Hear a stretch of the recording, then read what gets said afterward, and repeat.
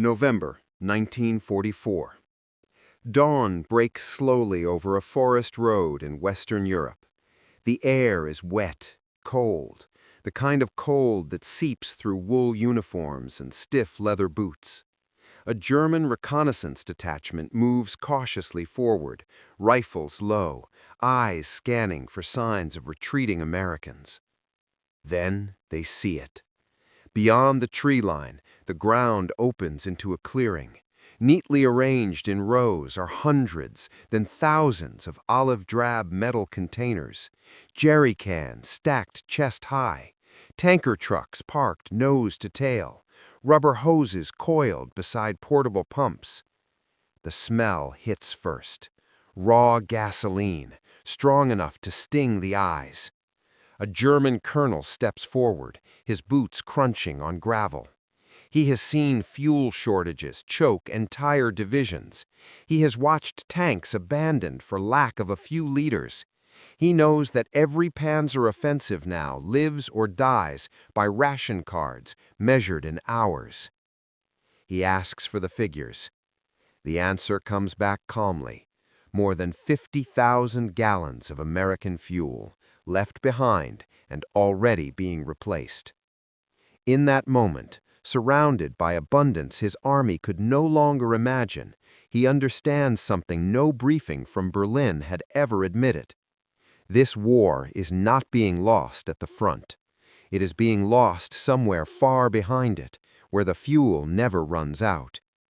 And to understand how Germany reached this realization, we must step back to a war that was decided long before this clearing ever existed. Germany entered the Second World War with a problem it could never fully solve. The Reich did not sit on oceans of oil. It had no vast petroleum fields like those of the United States, the Soviet Union, or the British-controlled Middle East.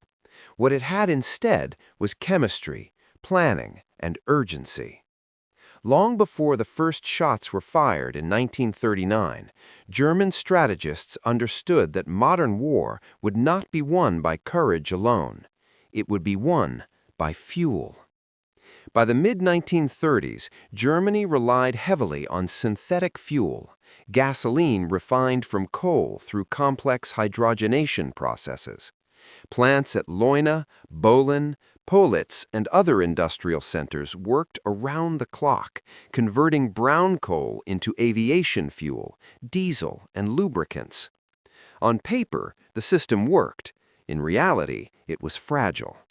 Every liter required time, electricity, skilled labor, and infrastructure that could not be easily replaced. Early victories masked the danger. In Poland in 1939, and again in France in 1940, German panzer divisions surged forward faster than anyone thought possible. The Blitzkrieg seemed unstoppable. But behind every advancing tank was a logistics tail stretched thin. Fuel trucks drove day and night. Rail lines struggled to keep up. The margin for error was already narrow. Operation Barbarossa in June 1941 exposed the weakness fully. The invasion of the Soviet Union was not just a battle of armies, it was a battle of distances. German units advanced hundreds of kilometers into territory with poor roads, different rail gauges, and scorched earth tactics. Fuel consumption soared. Breakdowns multiplied. Tanks sat idle, not because they were destroyed, but because there was nothing left to pour into their tanks. The capture of oil fields became an obsession. Hitler's focus on the Caucasus in 1942 was not ideological, it was logistical. Baku, Grozny, and Maikop represented survival. When German forces failed to secure those fields, the consequences were immediate and permanent. From that point forward, Germany was fighting on borrowed time. The Allied bombing campaign turned fuel scarcity into catastrophe. Beginning in earnest in 1943, American and British bombers targeted synthetic fuel plants with ruthless precision. These facilities were large, fixed, and impossible to hide. When they were hit, production did not dip, it collapsed. By mid-1944, Germany's fuel output had fallen by more than 90% compared to pre-bombing levels. The Luftwaffe felt it first. Pilot training hours were slashed. Experienced airmen were lost faster than they could be replaced. Aircraft sat on airfields, fully armed, unable to fly. Fuel was rationed not by mission need, but by desperation. The army followed. Panzer divisions were reorganized on paper, but hollow in reality. Tanks were issued without enough fuel for extended operations. Training exercises were canceled. Strategic mobility, the very thing that had once defined German warfare, evaporated. By the summer of 1944, German fuel allocations were measured in hours, not days. Commanders planned attacks knowing that if the first push failed, there would be no second attempt. Retreats were as dangerous as advances. Vehicles were abandoned not under fire, but quietly, drained dry and set ablaze. And yet, even as the fuel crisis strangled Germany's war effort, German intelligence reports continued to underestimate one critical factor. They did not fully grasp how much fuel the Americans had, or how casually they could afford to lose it. That misunderstanding would soon become impossible to ignore as the war crossed into Western Europe and German officers came face to face with a logistical reality unlike anything they had ever known. Across the Atlantic, the war was being prepared very differently. The United States did not enter the conflict thinking first about glory or decisive battles. It thought in terms of supply tables, shipping tonnage, and petroleum flows measured in millions of barrels. American planners understood that no modern army could move, fight, or survive without fuel, and that the side with more of it would dictate the pace of the war. By 1944, the United States was producing roughly 2/3 of the world's oil. Texas, California, Oklahoma, and the Gulf Coast formed an industrial ecosystem unmatched in history. Refineries ran day and night. Pipelines stretched for thousands of miles. Tankers crossed the Atlantic in convoys protected by destroyers and aircraft. Fuel was not treated as a scarce resource, it was treated as a certainty. This abundance shaped doctrine.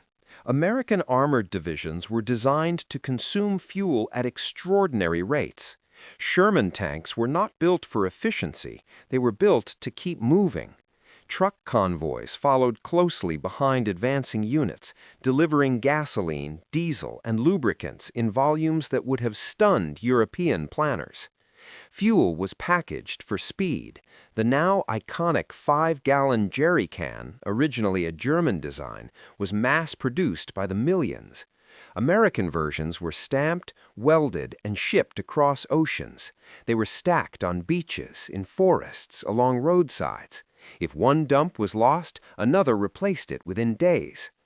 After the Normandy landings in June 1944, the scale became even clearer. As Allied forces broke out of the beachhead, the problem was no longer fighting the Germans, it was keeping up with their own advance. The solution was improvisation on an industrial scale. The Red Ball Express was born. Beginning in August 1944, thousands of trucks, many driven by African American soldiers, ran non-stop routes from the Normandy beaches to the front lines. They moved at night, without headlights, following marked routes and strict schedules. The cargo was overwhelmingly fuel. Gasoline flowed forward in an endless stream, measured in millions of gallons per month. Engineers laid temporary pipelines across France, pumping fuel inland as armies advanced. Portable refineries, tanker rail cars, and fuel bladders appeared wherever American units stopped. Losses were expected. Tankers were destroyed, dumps were captured, but none of it mattered. The system was designed with excess. This was not just logistics, it was a philosophy. American commanders assumed that fuel would be wasted, spilled, abandoned, or destroyed. They planned for it. The goal was not conservation, it was momentum. If a unit ran low, another convoy was already on the road.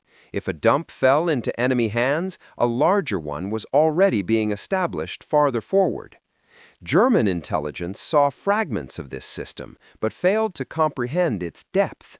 Reports mentioned captured fuel trucks, abandoned depots, and massive stockpiles. But from a German perspective, such losses should have crippled an army. They never did. By the autumn of 1944, American divisions could maneuver freely across hundreds of kilometers. Tanks advanced, pulled back, and advanced again without concern for tomorrow's fuel allocation. Air support remained constant, training continued uninterrupted. Mobility was assumed, not negotiated. For German officers conditioned by scarcity, this behavior made no sense. Armies did not leave behind tens of thousands of gallons of fuel unless they could not retrieve it, or unless they had so much that it no longer mattered. When German units finally captured intact American fuel dumps in late 1944, the truth became impossible to deny. The war was no longer a contest of tactics or bravery. It was a contest between an army counting every liter and an enemy measuring fuel by the convoy. And it is within that collision of realities that the experience of the German colonel and his devastating realization fully comes into focus. The first angle was human, and it cut deeper than any battlefield defeat. German officers in late 1944 were not inexperienced men clinging to illusions. Many had fought since Poland or France. They had survived Russia. They understood loss. But fuel scarcity changed the psychology of command. Every order was shadowed by arithmetic. How far could a unit move? How long could engines run? Which vehicles would be sacrificed so others could advance? For a colonel responsible for hundreds of men and dozens of vehicles, capturing an American fuel dump was not a moment of triumph, it was a moment of exposure. 50,000 gallons was more fuel than some German divisions would receive in weeks. It represented freedom of movement on a scale that had vanished from the German army. Soldiers reacted in silence.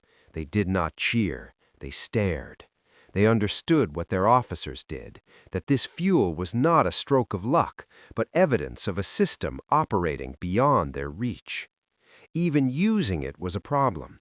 American fuel grades did not always match German engines. Transporting it required trucks Germany no longer had, and once consumed, there would be no replacement. The second angle was technological, and it revealed a quiet imbalance. German tanks were feared for their armor and guns, but they were complex machines designed for a fuel environment that no longer existed. Panthers and Tigers consumed vast quantities of gasoline. Maintenance was intensive. Idling engines burned precious reserves. By contrast, American vehicles were built with reliability and supply in mind. The Sherman's greatest strength was not its gun, it was that it could be kept running, repaired, and refueled almost anywhere. American logistics units carried spare engines, fuel pumps, and replacement parts in numbers German quartermasters could only imagine. Fuel was standardized, distribution systems were modular. If one component failed, another took its place. Technology, in this sense, was not about superiority, it was about sustainability. The third angle was tactical, and it reshaped how battles unfolded. German commanders in 1944 planned operations like chess matches with missing pieces. Offensive thrusts were limited by fuel, not ambition. Counterattacks were delayed until enough gasoline could be scraped together from multiple units. Even defensive maneuvers were constrained. Retreating too fast risked outrunning supply. Retreating too slowly risked encirclement. American commanders operated under a different logic. They could probe, withdraw, redeploy, and attack again without fear of immobilization. If an advance stalled, fuel trucks waited nearby. If an opportunity appeared, it could be exploited immediately. This asymmetry changed outcomes before shots were fired. German units hesitated where Americans pressed forward. Timing favored the side that did not have to wait for fuel to arrive.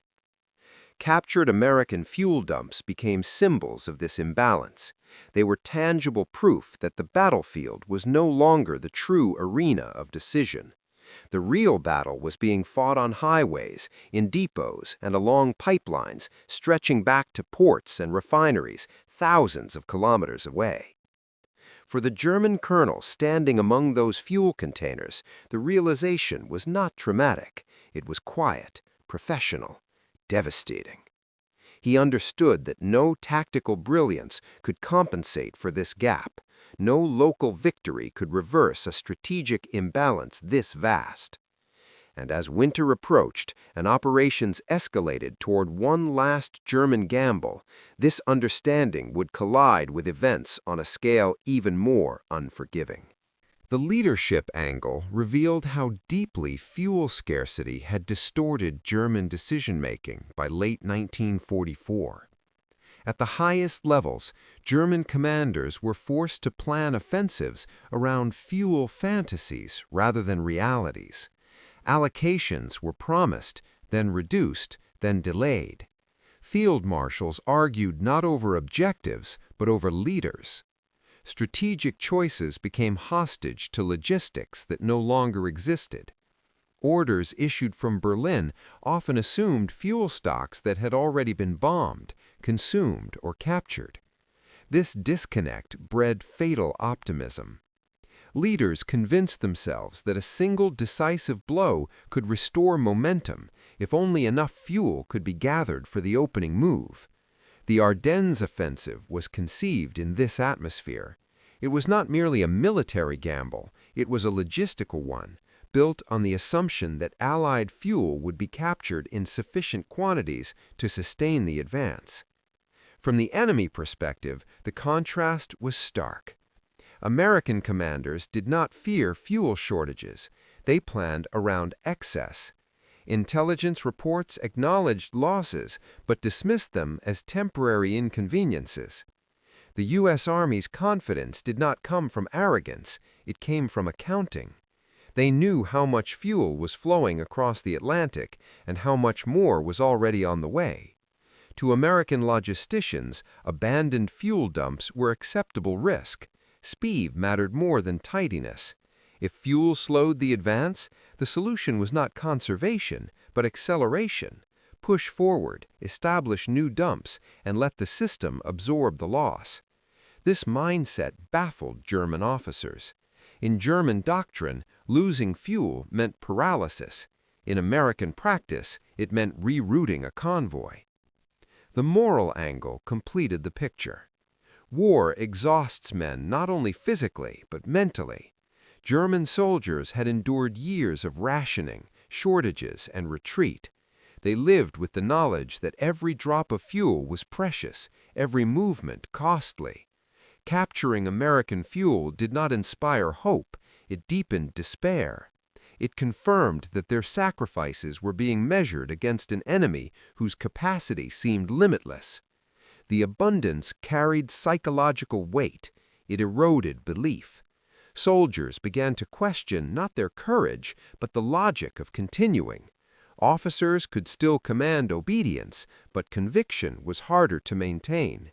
How do you promise victory when the enemy can afford to lose what you cannot even replace?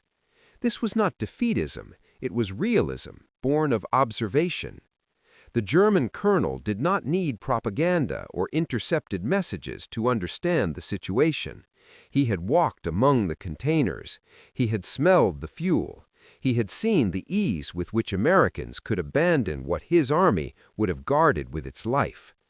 In that moment, leadership, enemy capability, and moral endurance converged into a single conclusion. The coming battles would be decided not by who fought harder, but by who could keep moving longest. And as Germany prepared to launch its final major offensive in the West, this realization would be tested under the most extreme conditions imaginable, where fuel would determine not only success, but survival. December 1944.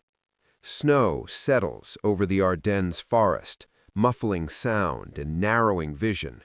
The cold is severe enough to freeze fuel lines and crack rubber seals. German units move forward under strict radio silence, their engines started only when absolutely necessary. Every kilometer traveled is calculated, every idle minute is considered waste. This is the final gamble. Operation Wacht am Rhein, known to the Allies as the Battle of the Bulge, is designed around speed and surprise. German planners believe that if armored columns can break through American lines, cross the Meuse, and seize Antwerp, the Western Allies may be forced into negotiation. But beneath the maps and arrows lies a harder truth. The operation does not have enough fuel. German fuel reserves in the West are critically low. Many units begin the offensive with less than half their required allocation. Some panzer formations have fuel for only a single push. There is no margin for error. The plan assumes that American fuel depots will be captured intact and used immediately to sustain the advance. As the offensive unfolds, German forces overrun American positions, capturing trucks, depots, and supply dumps abandoned in the confusion of the initial breakthrough. Among these are massive fuel caches, tens of thousands of gallons, stored in jerry cans, tankers, and bladders. For German officers, these discoveries are shocking. The quantities are beyond anything they have seen in years. 50,000 gallons in one location, more elsewhere. Enough to move divisions, not companies. Enough to remind them of how the war once felt, fluid, mobile, full of possibility. But reality intrudes quickly. Transport becomes the first barrier. German trucks are scarce, many destroyed by Allied air attacks or immobilized by lack of spare parts.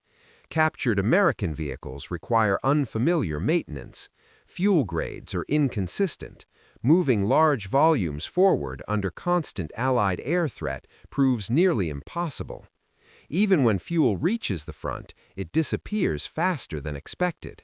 Heavy tanks burn through it at alarming rates in snow and mud. Congested roads force engines to idle. Detours multiply consumption. The arithmetic does not change. And then comes the realization that cuts deepest. American resistance stiffens. Despite initial setbacks, U.S. units regroup with speed that astonishes German commanders. Fuel shortages do not slow them. Artillery arrives, armor counterattacks, air support returns the moment weather clears. The captured fuel dumps are not crippling the enemy, they are inconveniencing him. German officers begin to understand that what they have seized represents a fraction of American capacity. The depots were not hoarded reserves, they were forward stockpiles, already scheduled to be replaced. The supply system behind them remains intact. For the colonel, who has now seen multiple American fuel sites, the pattern is undeniable. This is not an enemy operating on the edge of exhaustion. This is an enemy spending fuel to buy time, knowing more is coming. The illusion that capturing Allied fuel could sustain the offensive begins to collapse. And as German columns slow, stall, and begin to run dry, the true turning point emerges, not in a single battle or decision, but in the cold certainty that this imbalance can no longer be overcome. By late December 1944, the Ardennes offensive is bleeding momentum. German spearheads that once surged forward now pause at crossroads, engines silent, crews waiting. Orders arrive demanding renewed attacks, but the fuel to execute them does not. Vehicles are siphoned to keep command cars and lead tanks moving. Others are abandoned, pushed into ditches, or blown up by their own crews. The weather clears. With it comes Allied air power, relentless, precise, and devastating. Fighter bombers roam the roads, targeting anything that moves. Fuel trucks become priority targets. Columns scatter, drivers dump loads and flee. Every loss deepens the paralysis. American logistics respond with the efficiency of a machine built for crisis. Damaged routes are rerouted, new depots appear overnight, fuel flows forward again, faster than German intelligence can track. Units that had fallen back days earlier return with fresh vehicles and full tanks. For German commanders, the contrast is unbearable.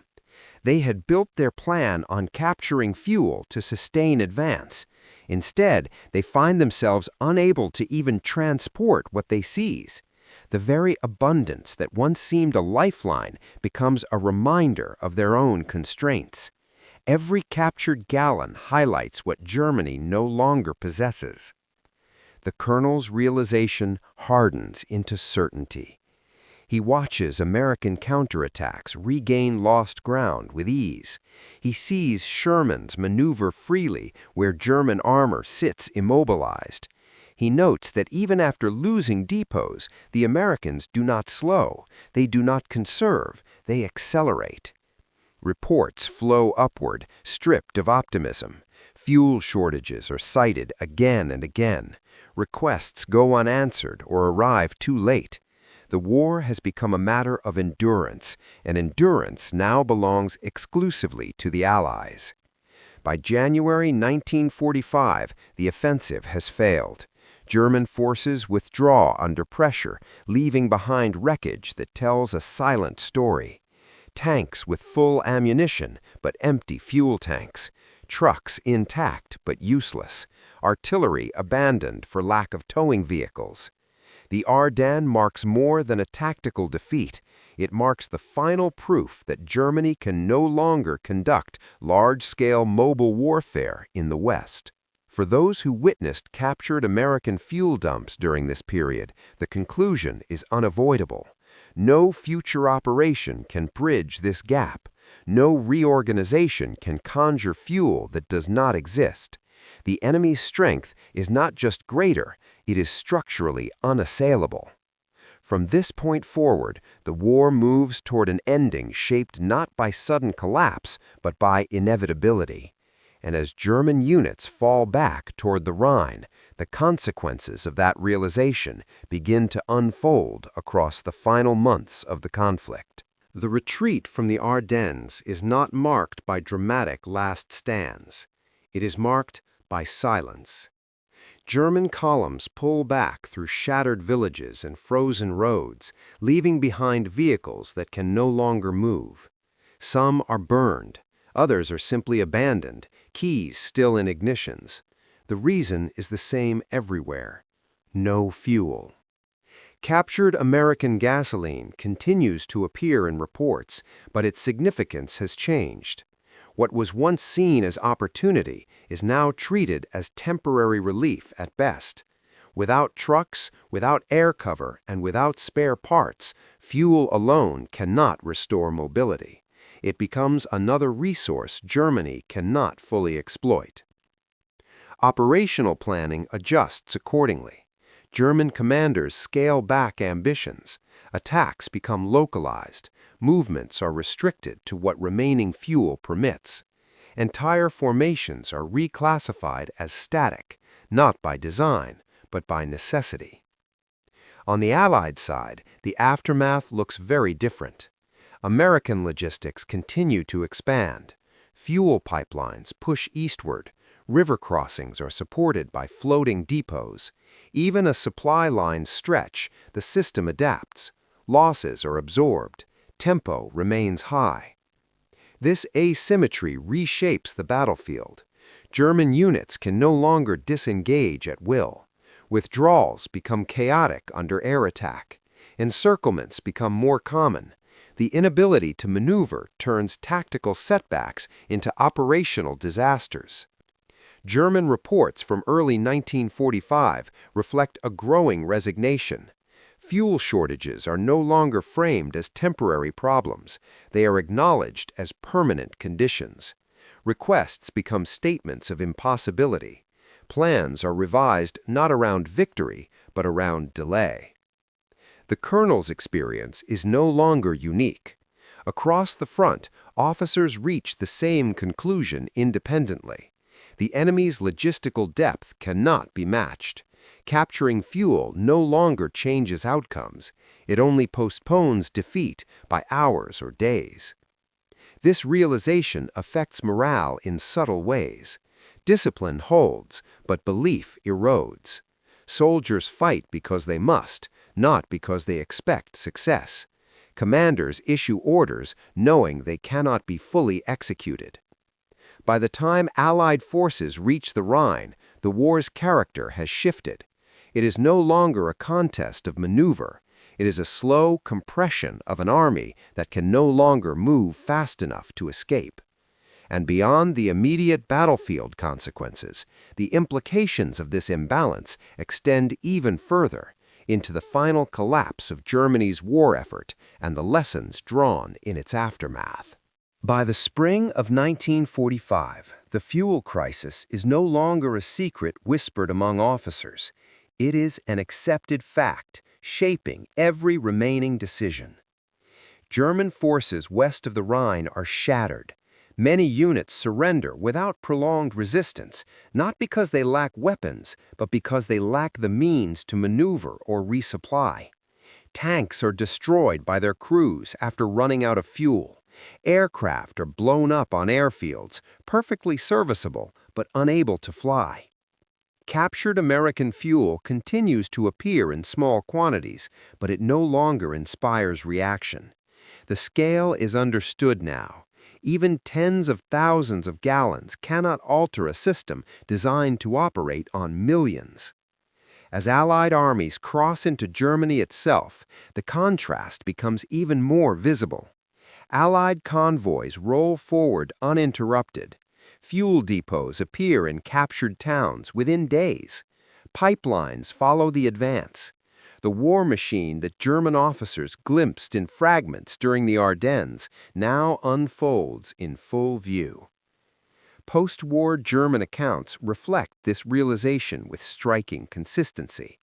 Officers and logisticians describe the moment they understood the war was unwinnable, not as a battlefield defeat, but as a logistical revelation. Many point to encounters with Allied supply systems, fuel dumps, truck columns, maintenance units as the turning point in their thinking. The abundance was not just material, it was organizational. It represented a capacity Germany could not replicate, no matter how hard it fought. Allied analyses reached the same conclusion from the opposite direction. American after-action reports emphasize logistics as the decisive factor in maintaining tempo and exploiting breakthroughs. Fuel is treated not as a limiting factor, but as an enabler of every success. The German colonel's realization, once personal, becomes historical. It explains why Germany's final offensives failed despite tactical skill, why localized successes could not be sustained, why even bravery and sacrifice could not compensate for structural weakness. By May 1945, the war in Europe ends not with a dramatic final maneuver, but with exhaustion and immobility. Germany's armies are still present in large numbers, but they are pinned, surrounded, and outpaced. The lesson is stark. Industrial capacity and logistics did not merely support Allied victory, they defined it. The war was decided not when Germany ran out of soldiers or weapons, but when it ran out of the fuel to use them. And it is in reflecting on that reality that the true meaning of this story comes into focus. Wars are often remembered for their battles. Names like Stalingrad, Normandy, and the Ardennes dominate memory because they are loud, violent, and visible. But beneath every battle lies a quieter force, shaping outcomes long before the first shot is fired. Fuel. For the German colonel standing among captured American fuel containers in the winter of 1944, the realization was not emotional, it was professional. He did not see waste, he saw inevitability. He understood that an army capable of leaving behind tens of thousands of gallons of fuel and continuing to advance was not an army nearing exhaustion, it was an army operating at full depth. Germany did not lose the war because it lacked brave soldiers or capable commanders. It lost because modern war had outgrown the limits of its industrial and logistical foundation. Synthetic fuel plants could not withstand sustained bombing. Oil fields could not be captured fast enough. Every operation became a gamble against arithmetic. The United States fought a different kind of war, one built on redundancy, excess, and planning measured in years rather than days. Fuel flowed not as a scarce resource, but as a constant. That flow translated directly into movement, flexibility, and endurance. The story of captured fuel is not a footnote, it is a lens. It shows how wars are decided long before they reach their climactic moments. It reveals why tactical brilliance cannot overcome structural imbalance. And it reminds us that the true engines of history are often found far from the front, on factory floors, in pipelines, and along endless roads filled with trucks. When Germany ran out of fuel, it did not just lose mobility, it lost the future of the war. And in that silent clearing, surrounded by gasoline his army could never replace, one German officer saw the truth clearly, before the rest of the world did.